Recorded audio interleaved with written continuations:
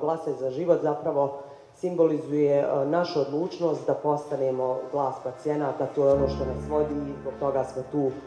okupljeni. U zemlji u kojoj se svake 2 godine, svjesni smo pred izbore, naslušamo raznih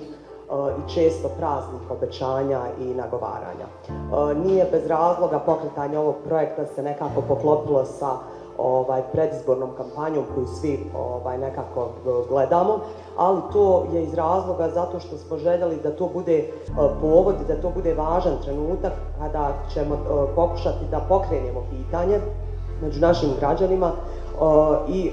da im ukažemo na to šta treba da traže u tim političkim agendama. Dakle, Glasaj za život je apsolutno ne politički projekat, ali s ovog mjesta pozivamo danas sve političke kandidate da se obavežu na konkretne reforme u oblasti zdravstva, jer se ta tema tiče njih samih kao i njihovih birača. Isto tako građane pozivamo da prate ko u svojoj agendi ima zdravstvo, na koji način i da prate provedbu tih planova, što je najvažnije, provedbu tih obećanja. Mi možemo da obećamo da ćemo uz pacijente biti njihov glas i da ćemo mi pratiti zaista ove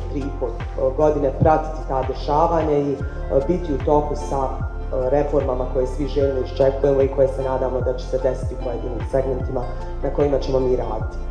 Dakle, ono što je važno da poručimo i nekako glavna poruka današnjeg susreta jeste da očekujemo da okupimo što više ljudi oko ovog cilja, što više struke, stručnog kadra, očekujemo partnerstva sa relevantnim resornim i ministarstvima i institucijama koje nam mogu pomoći. Smatramo da svi zajedno trebamo da budemo partneri, da svi zajedno možemo da budemo pokretač